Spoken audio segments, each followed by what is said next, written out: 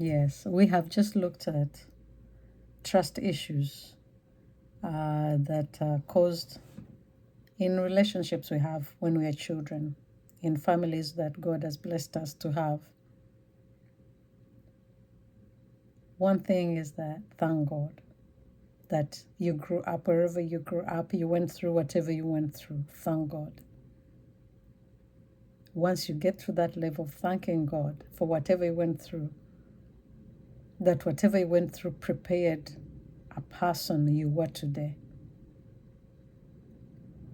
you will see that when there are betrayals and childhood betrayals often result in trust issues. I told you earlier that it took me time to trust.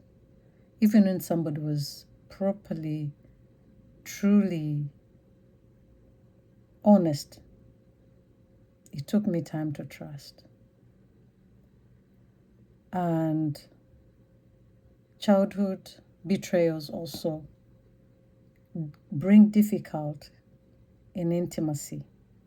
Intimacy could be wife and husband, but also intimacy whereby you have a good relationship with God. When you're decided to serve only God, you've surrendered to only God. Because of betrayal, because of lack of trust, you go in and out. You're double-minded before God, and He doesn't like that. But you're not doing that intentionally. You're doing that because life never gave you a chance. You're doing that because at some point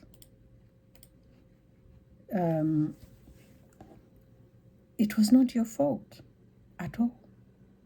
And because it was not your fault, you feel you cannot be close to anyone.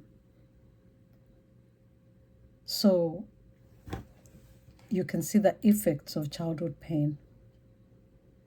Developing trust issues, difficulty in intimacy, or fear of being vulnerable in adulthood. That's why you have to analyze so deeply everything everybody has done to you. You have to analyze deeply how this person has treated you. Even when they're thorough and they really love you, you would not want you don't want to be loved or you don't want to be to present yourself as vulnerable, to show your vulnerability. You put on a defense mechanism. Even when you're scared, you have fear, you cannot accept it. You say, "La, my friend, I'm in this situation, I think I need help." But don't blame yourself. It is not you. It is the enemy that is trying to put words in your life, within your soul, that you can never come out of this. We have seen people coming out of that. We've seen Jacob coming back to Esau to apologize.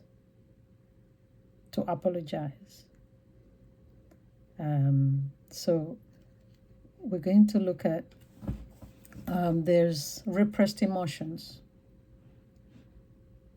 That is, the outcome is normally rage or avoidance. As I said earlier, Esau's initial response to betrayal by his brother was rage. He said, "I'll kill my brother Jacob." That is in Genesis 27:41. On the other hand, Jacob's response was avoidance. Instead of facing his brother face to face, he ran away and stayed away for years from his home. Can you imagine Esau remaining face to face with his mother Rebecca when he knows that everything was done by her? That is life. I say that even our parents, mothers, fathers, siblings, uncles can be a reason of our childhood pain. And it lingers until our adult lives. So, as adults, we may either explode, like Esau did with all that rage, because you know what he did is that I think wherever he was, he said, I'll kill him.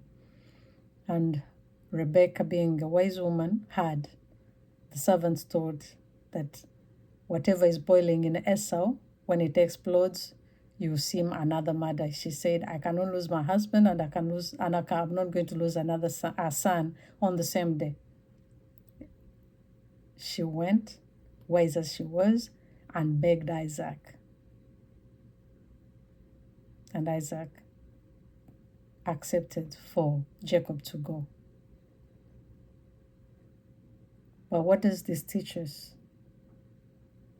It teaches us that adults may either explode, like Esau did, or flee emotionally, like Jacob did. What does that? This is mirroring coping mechanisms learned in painful childhood experiences. We learn to cope. I've talked about this briefly in my childhood. When I did not see mommy, when I don't see daddy, and I'm only seeing my grandparents, there was a very important person in my life.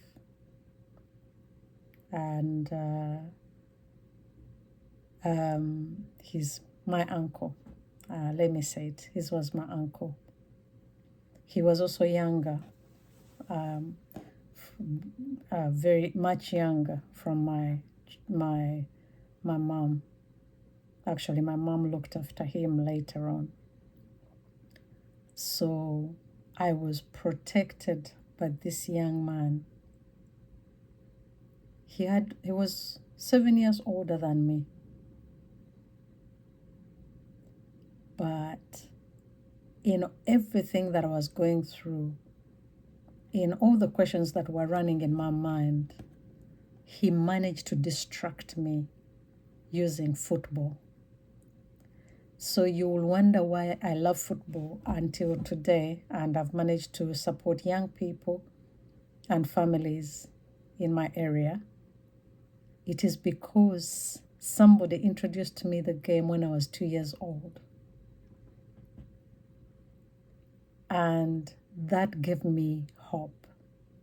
So I pray to God that even as children, wherever they are, that God will give them that person who can guide them through.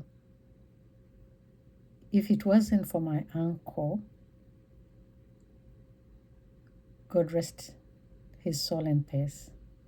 If it wasn't for that uncle of mine, I don't know.